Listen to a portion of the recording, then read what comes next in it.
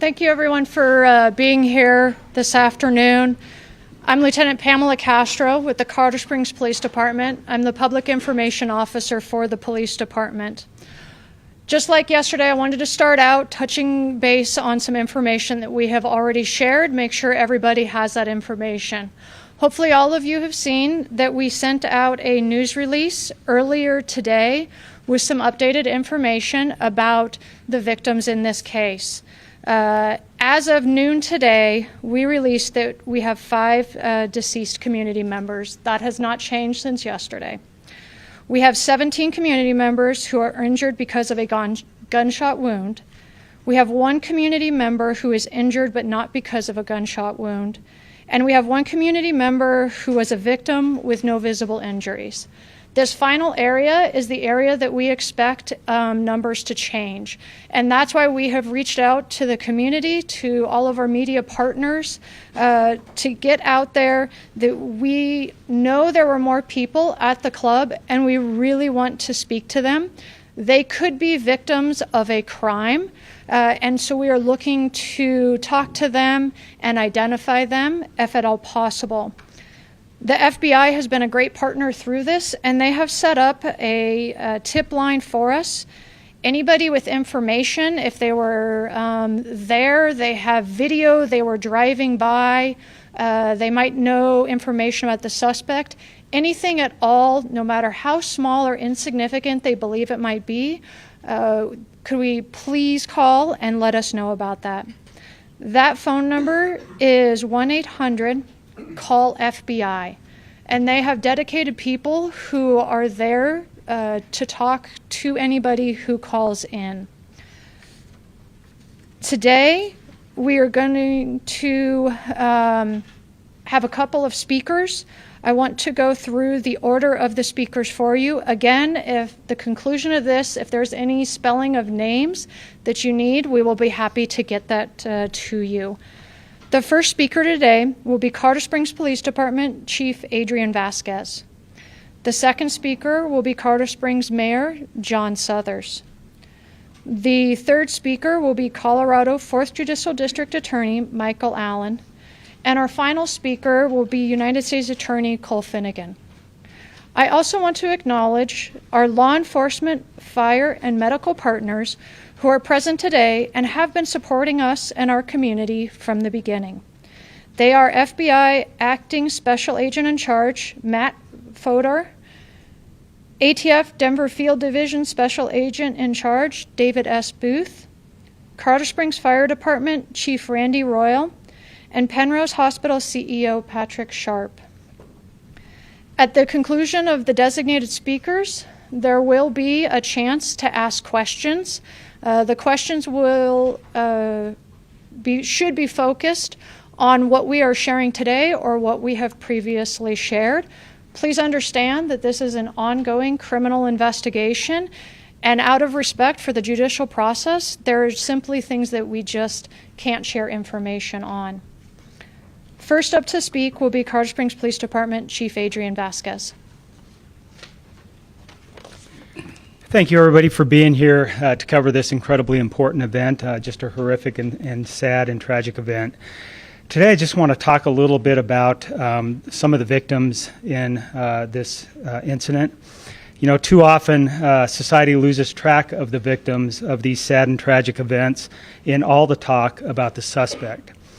We strive to give the victims the dignity and respect that they deserve, as well as shine the light of public attention on the victims. Therefore, we are identifying them now.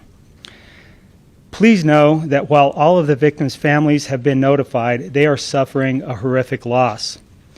So, I ask everyone who is listening to keep them in your thoughts and show them the care and heartfelt compassion that they deserve. None of the families want to do media interviews at this time, and I ask everyone to respect their request. We respect all of our community members, including our LGBTQ community.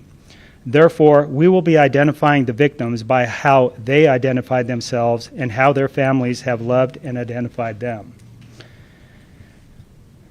The first person I'll identify is Kelly Loving. Kelly's pronouns are she, her. Daniel Aston. Daniel's pronouns are he, him. Derek Rump. Derek's pronouns are he, him. Ashley Paugh, and that's P-A-U-G-H. Ashley's pronouns are she, her. Raymond Green Vance. Raymond's pronouns are he, him. I wanted to ensure that every victim, family member, and friends of victims, and all of our community members know that our officers and detectives will continue to be diligent and thorough in our work to hold the suspects accountable for these horrendous acts. I also want to reiterate that the Colorado Springs Police Department and that I am standing beside you as we move through and come to a conclusion in the investigation and seek justice for all of our victims. As I end, I ask that everyone in our community and around the world honor each victim lived. I want to take a moment of silence to honor those community members who lost a loved one. Please join me in a moment of silence.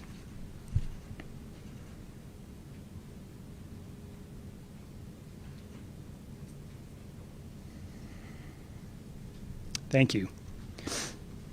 I also want to identify the two heroes who intervened inside of Club Q.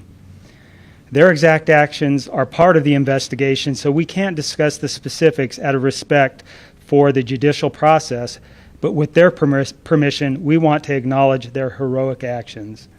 They are Thomas James and Richard Fierro. Again, thank you for being here and covering this incredibly important event. And with that, I'd like to introduce Mayor John Suthers. Thank you, Chief, and good afternoon. Thank you for being here. As Mayor of Colorado Springs, and frankly, on behalf of all the citizens of Colorado Springs, I want to again express our heartfelt condolences and unwavering support to the victims, their families, the LGBTQ plus community, and everyone affected by this tragedy. I had the opportunity before I came here today to talk to Richard Fierro, identified as one of the two heroes that subdued the suspect in this case, and in my opinion, I think the opinion of everyone involved, saved a lot of lives.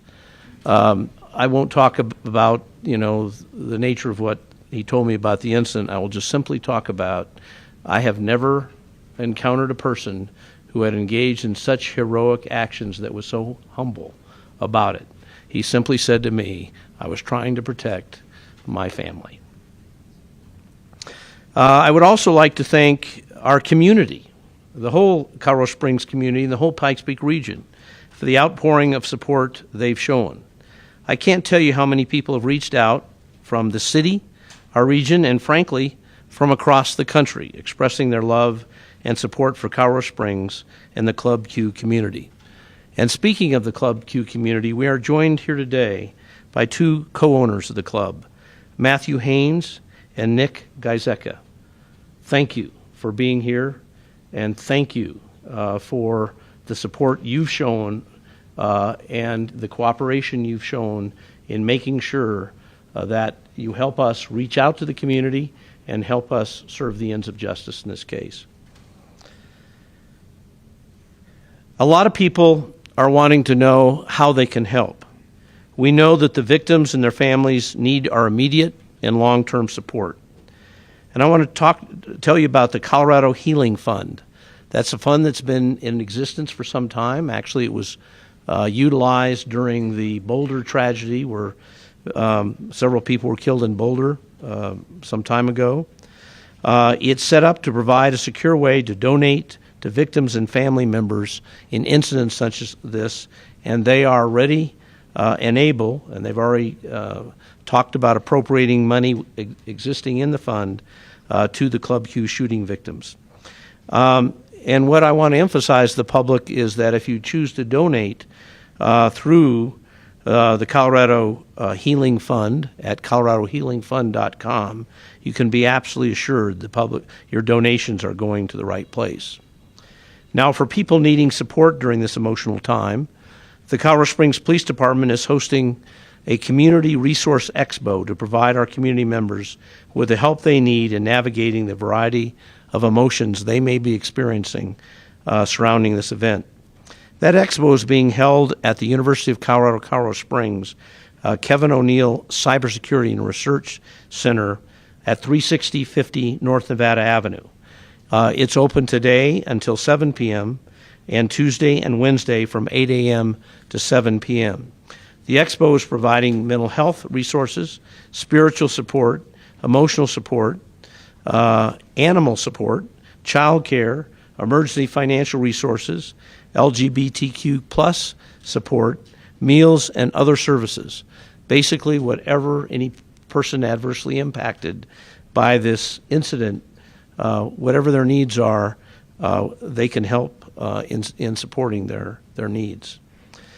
The event is designed to be an inclusive and safe space for all community members to gather, grieve, and obtain the support they need to cope during this difficult time. If you need this, I'm speaking to the public, please take advantage of this resource. You can find details about both the Colorado Healing Fund and the Community Resource Expo, along with other resources at coloradosprings.gov/ClubQ. I'll repeat that, coloradosprings.gov/ClubQ. Again, on behalf of the City of Colorado Springs, I want to thank everyone for the outpouring of support. We all want to ensure that our community is not defined by this tragedy, but by our response to it. Thank you very much.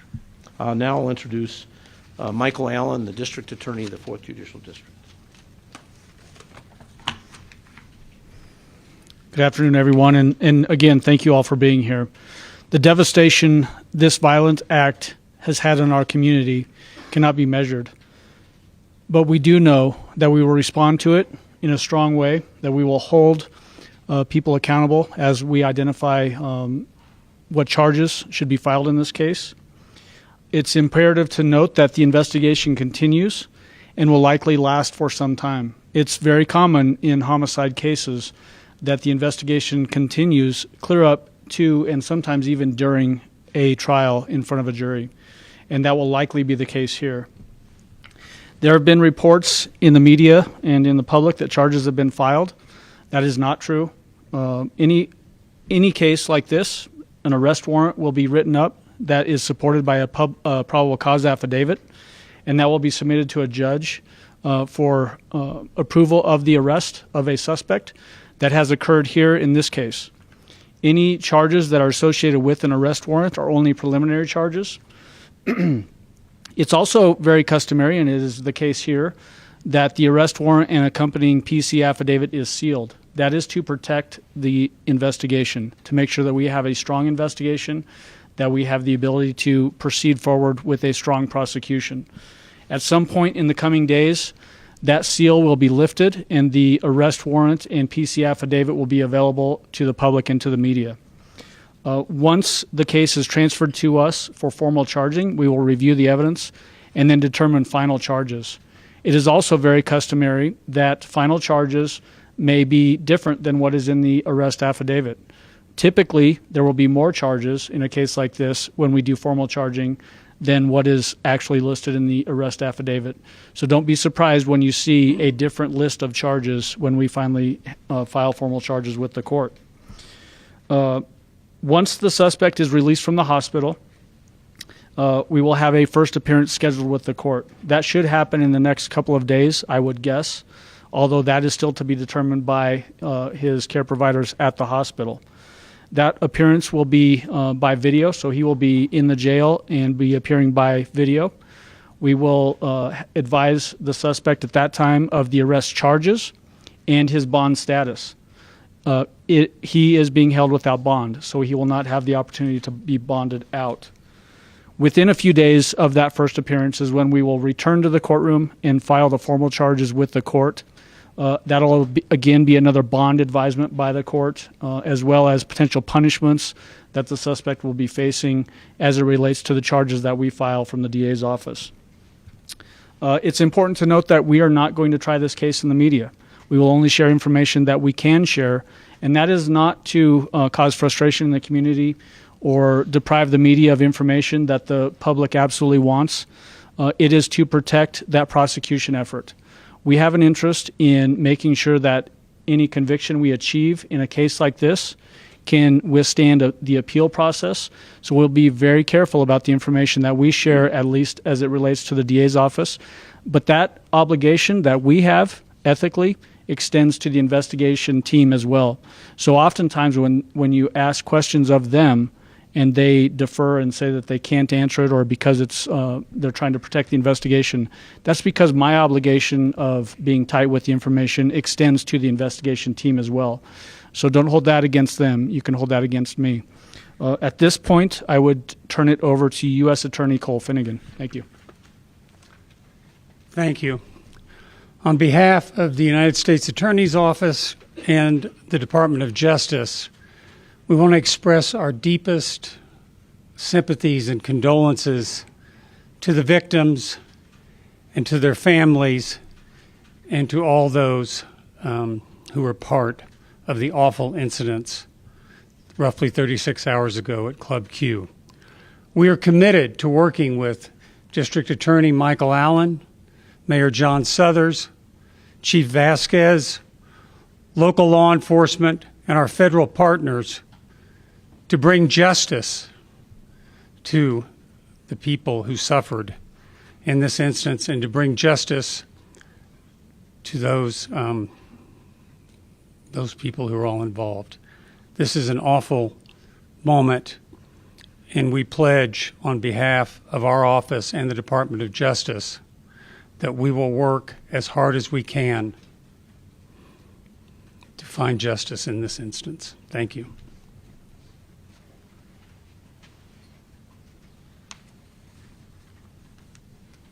Hopefully I can cut off a couple of questions with these answers. So a couple of things moving forward for everybody to be aware of. As you've heard multiple times, this is still an ongoing investigation. We expect to be at the scene for the forthcoming days. It's not going to be over quickly. It is going to be done thoroughly and appropriately. We'll continue to partner with our federal partners throughout this process. Currently, people who have vehicles in the parking lot will start receiving phone calls from our detectives to release those vehicles to the registered owners. If those vehicles belongs to victims, then we will use our victim advocacy unit and detectives to work with those families. If somebody is the registered owner of a vehicle, they know that they left there and they are not contacted, or they had loaned that vehicle to somebody else, you can call us at the Colorado Springs Police Department's non-emergency line, which is 719-444-7000, and a detective will touch base with you to make sure we get that car returned to that registered owner.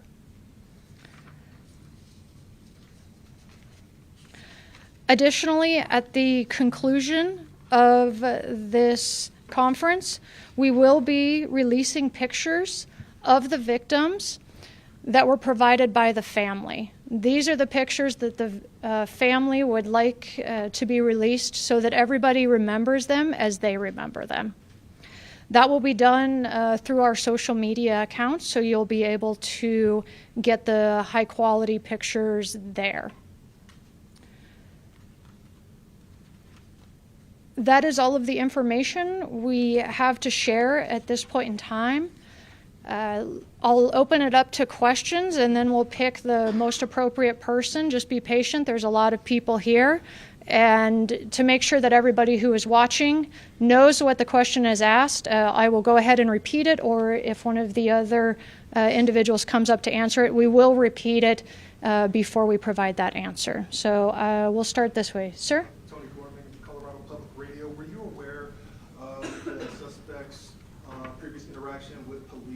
Why wasn't the red flag law pursued before this happened? Yes, sir. So the question was about prior interactions with police and our red flag law. I will let Mr. Allen, our district attorney, answer that. Thank you for that question. This is going to be a very unsatisfying answer as it relates specifically to part of your question. The red flag question is something that I think none of us up here are in a position to answer. But as it relates to the first part of your question, I want to talk about this in a way that hopefully makes sense to everybody.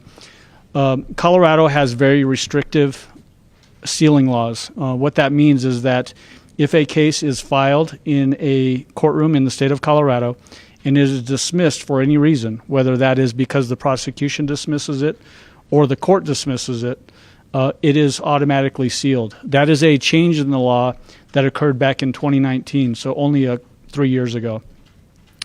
That same statute requires us to give very specific answers to questions about cases that may or may not be under a seal order under the scenario that I just gave you. That statute requires us to say in response to questions about it that no such record exists. So when you ask questions about specific prior instances, that will be our specific answer, but I want to give you a reason why that's the answer that we're giving. I acknowledge that it is very unsatisfying at this point. Hopefully, at some point in the near future, we can share more about that, but at this stage, that's the best we can give you, and that's going to be the same answer for everybody up here. It's really the design behind that is to protect persons that have been accused of crime and been charged, and then the case is dismissed. The idea behind it is that that person shouldn't have to carry that charge around with them for the rest of their lives if there's no way to convict them of that charge. That's the design behind it. I know that's an unsatisfying answer, but that's the status of the law as it exists right now. If it changes to that specific thing that you're asking about, I'll be passing that information out.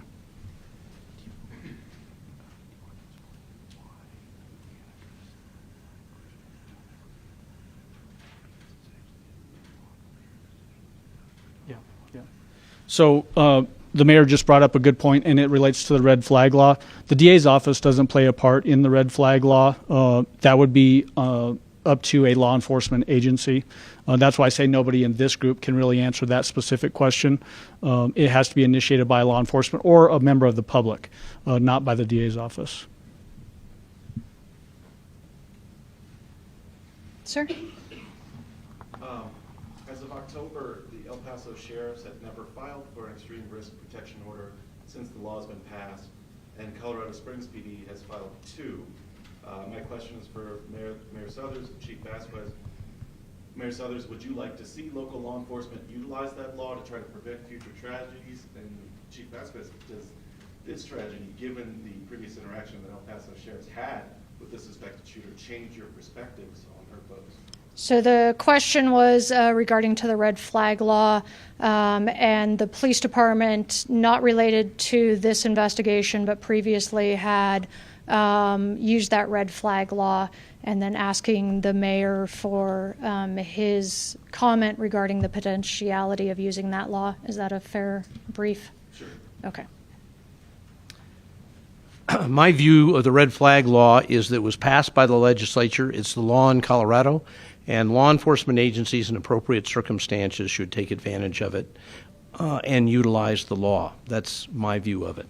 I don't run a law enforcement agency, but that's would be my advice to law enforcement agencies.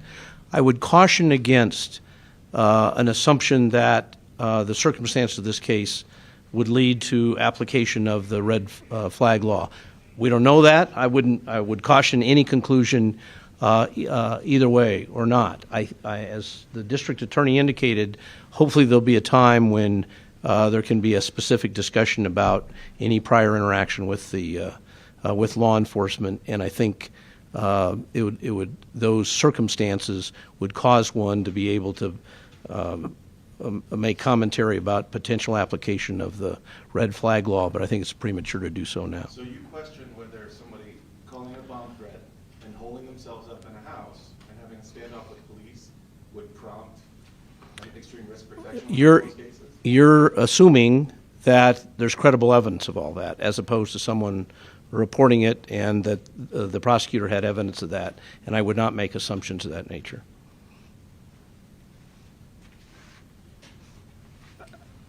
I would just echo the mayor's stance on the red flag law. It is currently a law in Colorado. My stance has not changed on it. If law enforcement has credible information that fits within the parameters of the red flag law, then we should take action on that. That's what the law is, and it allows us to do that, and we should take those actions. But as the mayor says, we have to have the right information, the probable cause. We have to have credible information to be able to do that. So if we do, then of course we should act on it.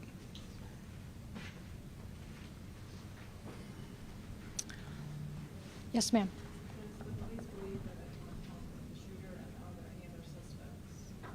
The question was, is there any other suspects? That's part of the ongoing investigation. At this time, we have one identified suspect in custody. Yes, sir. Our sources tell us there was a lone gun that was used, and the lone gun that was used was a ghost gun. Can you all confirm that? And also, there's another firearm in this that apparently was bought illegally from an unlicensed dealer in Florida. Can you comment on that as well? So the question was about the information that there was a long gun involved, as well as another firearm, and the sources of those firearms. That is also part of the ongoing investigation. And at this point in time, it'd be inappropriate for us to comment on where those were found and where they were obtained from. Yes?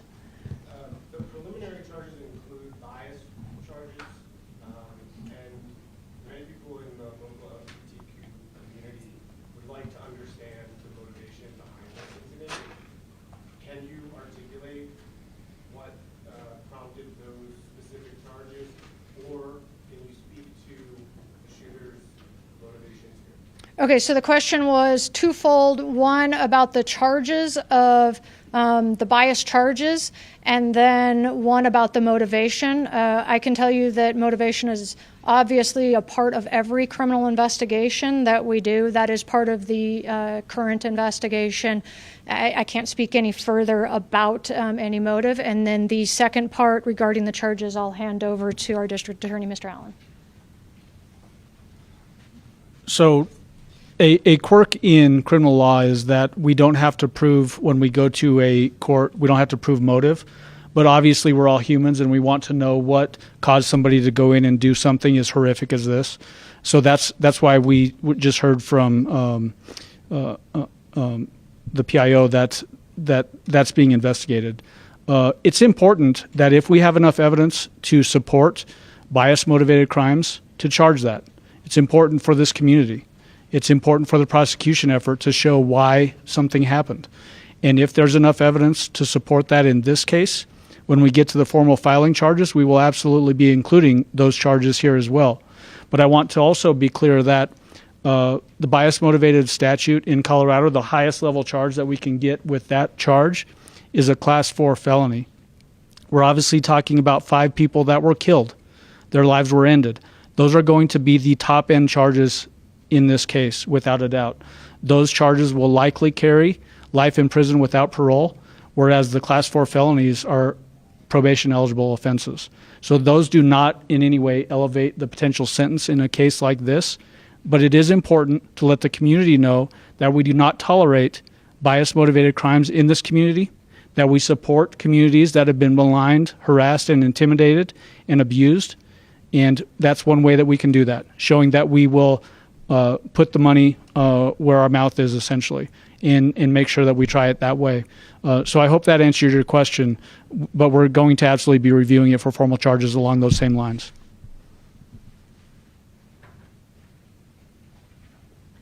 Yes, sir.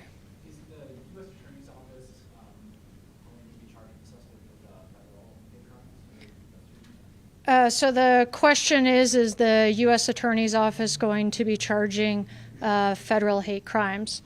Mr. Finnegan? Thank you for your question. There's an ongoing investigation, and we really can't comment further at this time, but we are reviewing all the facts. We're reviewing all the information that we have, and we're working closely with the District Attorney's Office, with the FBI, with ATF, and with Chief Vasquez and his department. So I just want to reiterate and reaffirm that the Department of Justice is looking at all aspects of this case. Thank you.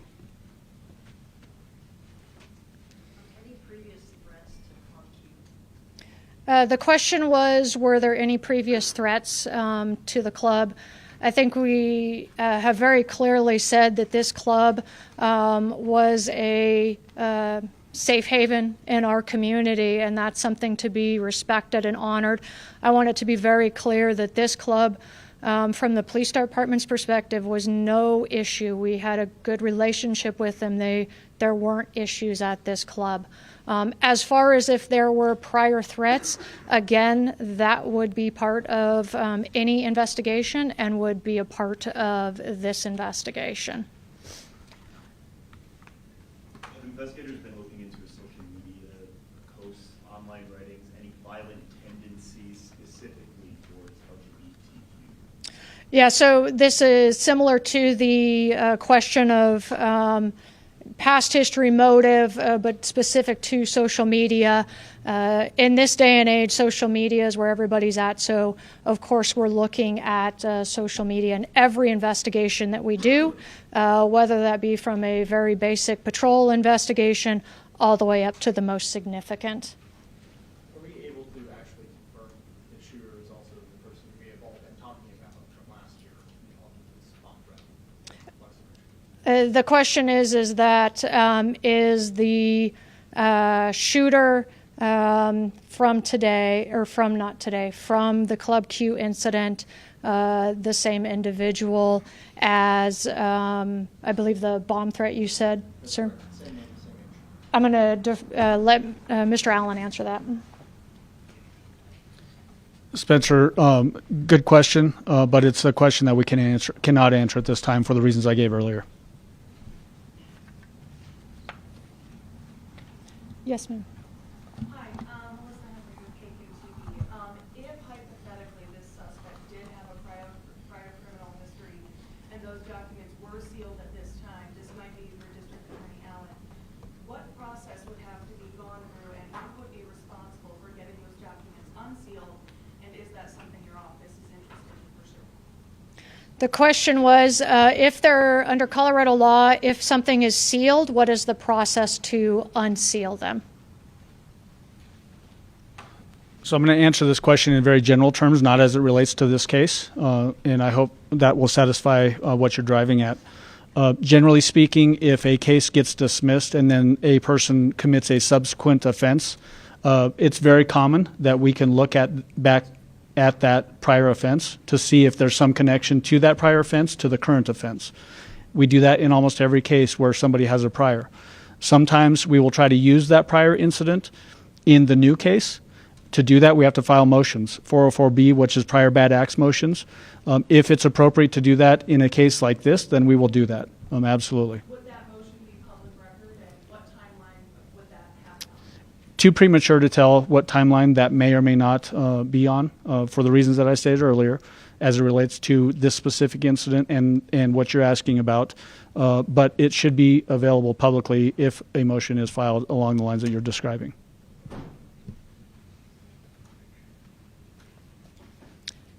I think you, oh, nope, sorry, right next to you, I think she has her hand up. Was law enforcement monitoring objects at any time before the shooting?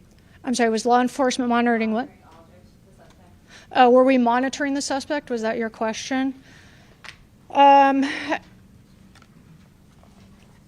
think the best way to address that is that as we've talked about, any prior interactions with law enforcement would be considered as part of this case.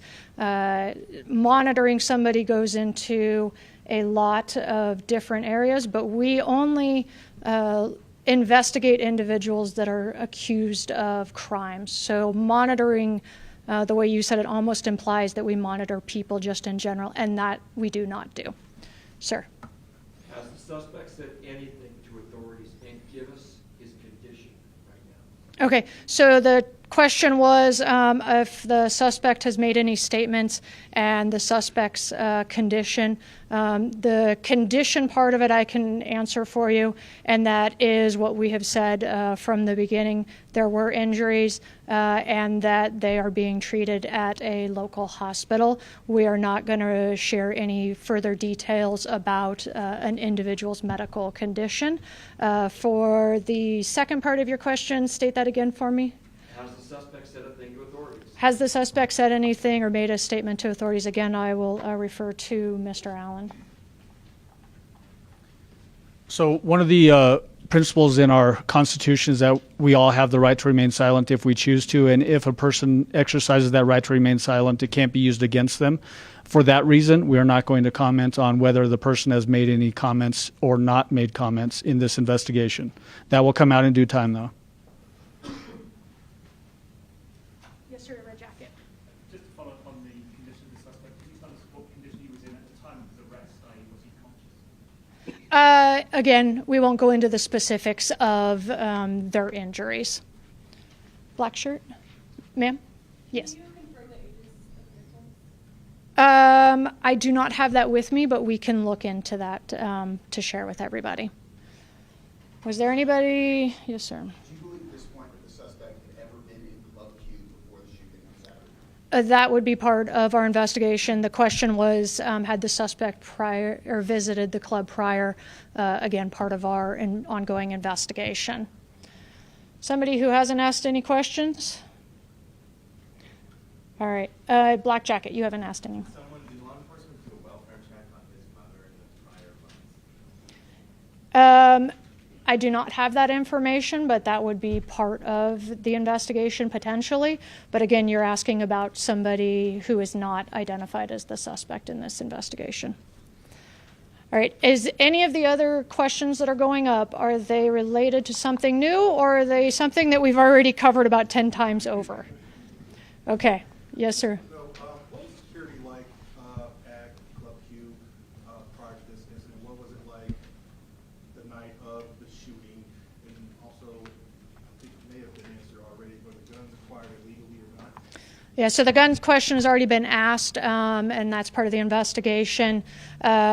The question about the security, I think, implies that the trying to put responsibility somewhere else. Of course, we would look at what they might have as far as surveillance evidence, but we really want to keep the focus on actions, not looking to blame. Today is about identifying the victims and the heroes in this situation. And that's what we really want our community to know, is there were two individuals who acted heroically. And we agree this saved lives. And then again, we lost 5 people, and there are families grieving. So we really want to stay focused and make sure that that focus truly stays on those victims. They are lost to their families, and their importance to them cannot be overstated.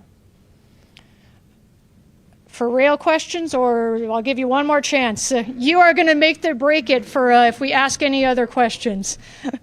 Y'all ask y'all questions. Sir, you're up to see if we have anything new. All right. Can you spell the names of the 2 people who intervened to stop the shooter? And also, can you provide any more clarity as to the condition of the additional wounded and shot who are now receiving treatment? Yeah, I will get you the spelling of the names. That will be part of when we release the victims as well. We'll get you the spellings of those names. Okay, hold on one second. Let me answer the second question. The condition of our victims, again, we have to respect their right to privacy and their injuries. They had varying levels of injuries, as we said in our release. We had 17 people who suffered from gunshot wounds. I have not been shot, but I can't imagine being shot anywhere is something that anybody wants to do. So we again care about our citizens and our victims, and won't do that. We do have somebody from Penrose Hospital if they would like to add additional information to that or like make a statement. Mr. Patrick. Thank you. Good afternoon. I'm Patrick Sharp. I am the CEO of Centura Penrose Hospital. First of all, I just, on behalf of the Centura healthcare system, want to extend our condolences to the victims' families, and all those affected by this senseless tragedy. What I can tell you is we have 3 patients still at Penrose. They are in stable condition. I'm not going to provide any further details other than that. They do have support networks with them. And I do want to thank all the healthcare providers, not just at Penrose, but across all the healthcare systems that rose to the occasion to help the needs of the people that were coming into our ERs, again, with this tragic event. And also a big thank you to all the first responders that collaborated with the healthcare providers. It's an honor to be part of that and in this very sad situation. That goes to the point that you can articulate the status of the folks who are in hospital. I don't know if there are folks still in other hospitals other than his hospital, but if you could articulate how many folks are still critical, how many are in lesser conditions still in hospital, that would be helpful. Okay, I understand that. At this point, we don't have that information to share. All right, ladies and gentlemen, thank you for coming, and thank everybody who is out there watching and the goodwill that they are sending our community and our victims. Thank you. Thank you, Pam. It says it's about 10 minutes. Okay.